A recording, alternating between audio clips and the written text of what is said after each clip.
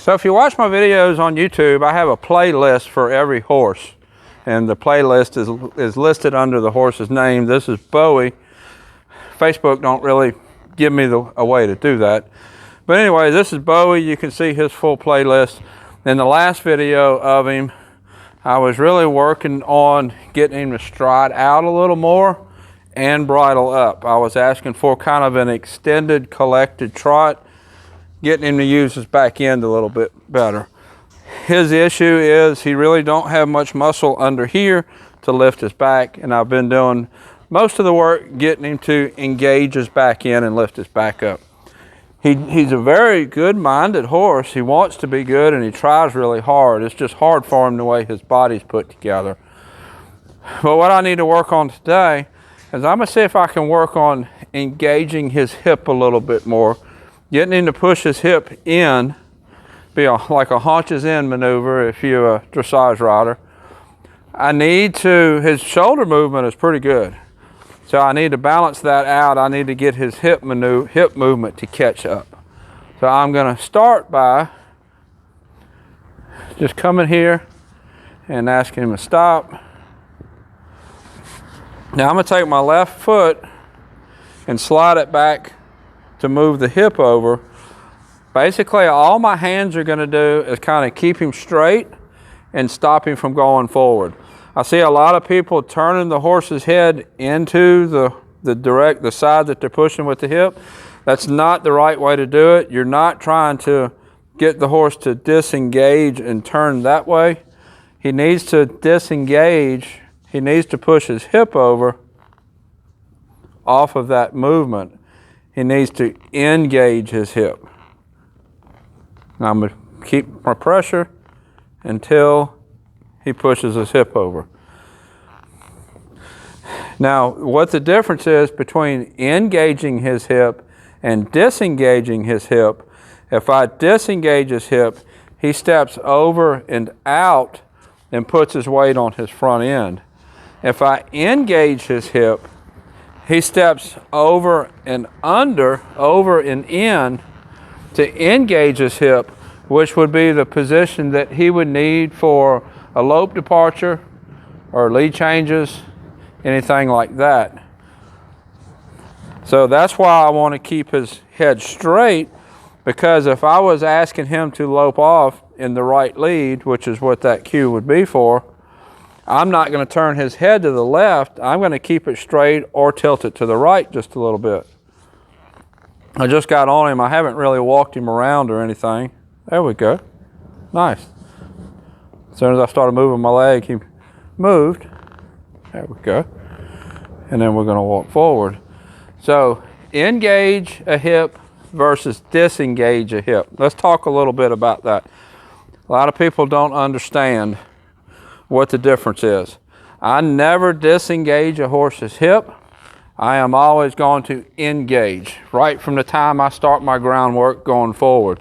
If you've seen any of my lunging, I never disengage the turn. We stop at the wall. I get two eyes. I engage the hip to turn and go the other way. By engaging the hip in this position, I am asking him to push his hip over and then walk forward. Engage. Take that movement and put it into a forward movement, not a disengage, put all his weight on his front end movement. Very, very small, hard to see difference. So it's very hard to see difference, but it's not a small difference. It's really huge in that horse's training. And in turn, notice I tipped his head that way after he disengaged. I want that forward movement because I want the hip to engage and go under, but I'm going to limit that forward because if the horse is stepping out, he can't step out and over. I'm asking him to step over some, so he can't step over and out. So we're going to step this way, out some, or underneath some, over some, with the back leg. Let's ask with my left leg again. Left leg, engage. That was a nice one there. I felt his hip shift over, head went to the right, we stepped off forward. Basically, I'm doing the exact same thing that you would do for a canter departure, but we're only loping. I'm asking for his body to get in that correct position, engage the hip, and step off. Let's ask for the right leg. Right leg. Now I'm going to be sure that I get hip and not shoulder. See how he's wanting to move his shoulder over? I've done a lot of shoulder movement there. I've done a lot of shoulder movement, and his first thought is move the shoulder. Is contact is contact on that side, move the shoulder. But I'm not putting the contact in the same place, and he needs to recognize that. If I'm asking him to move the shoulder, my contact's going to be here. Moving the hip, my contact's going to be here. We're not going to step into it. Push your hip and walk off. There we go. Notice the direction I'm turning his head when we go to walk off. I'm not turning it into my leg. Important detail. So let's try to start this at a walk. I'm going to need to slow his forward pace because I need the over movement in addition to the forward. He can't step forward and over. He can't take a big step forward and a big step over at the same time. There we go, that was nice. Let's come across and I'll do that again. Left leg back, pushing the hip over, and release. I held it a little longer because the shoulder came over too. And I put just a little bit of touch with my right leg right behind the front girth to say, no, I don't want shoulder movement too. I just want hip movement. Let's keep going straight. There. I can't see from up here, but he should be shifting his hip over. And the back foot, this back right foot, should be tracking to the right of his back front feet, or his front feet. I'm not holding it but a step or two. So I'm not like doing a 3-track long enough so that you're really going to see it 3 tracks in the ground, but that's what we're working towards. There we go. Now you saw me kind of twist my hips. I'm doing that to put pressure here, open up this hip to give this hip a place to step into. It's not necessarily how you want your finished product to be, but I'm trying to help him understand what I'm asking for. I'm trying to make it easy for him. So right leg back, slow down his forward, and step over and tip nose. Good job. So this particular movement, this haunches in, is going to help him build these muscles up in his back end. Something we can do at a walk to engage those muscles.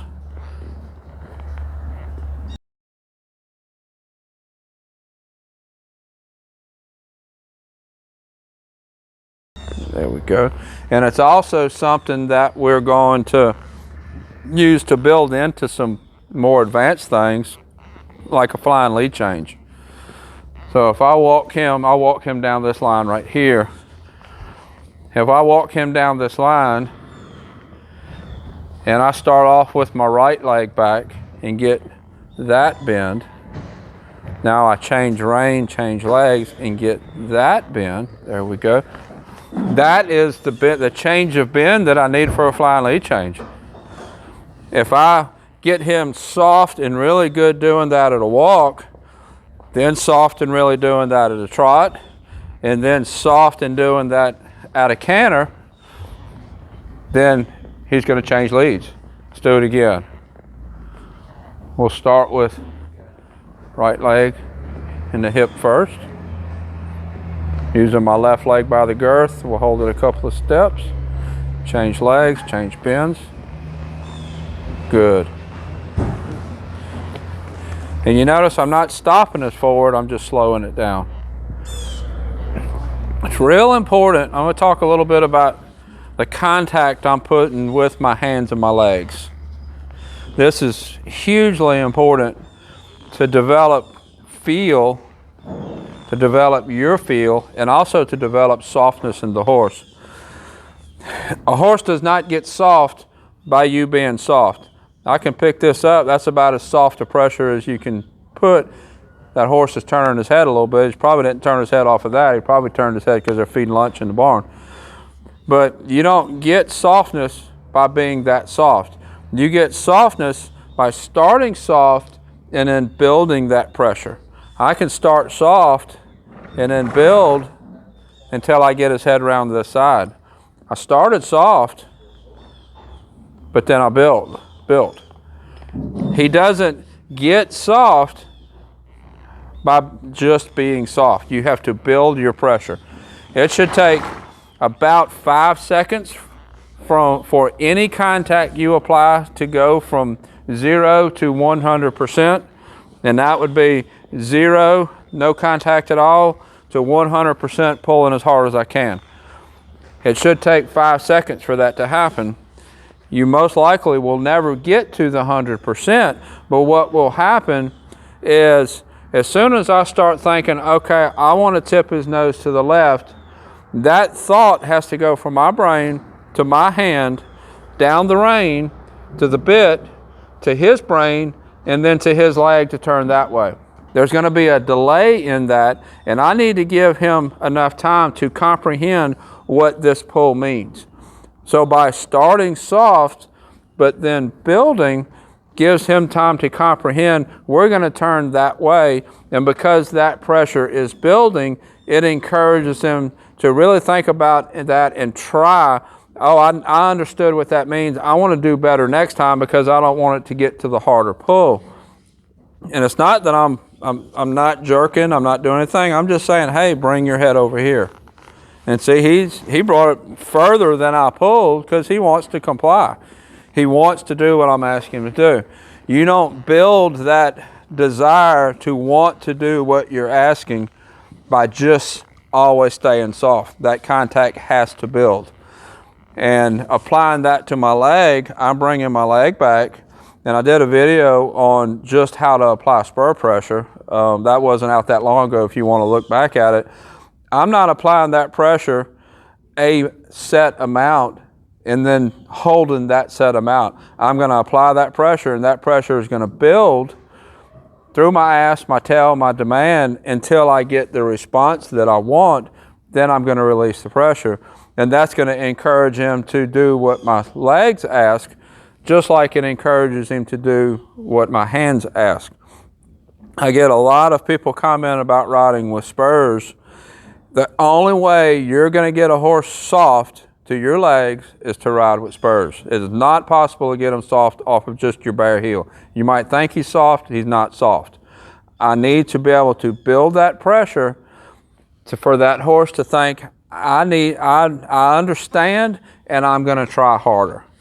It's not pain, it's not punishing, it's just asking him to move over, giving him a chance to think about what I'm asking for, and then giving him a chance to comply.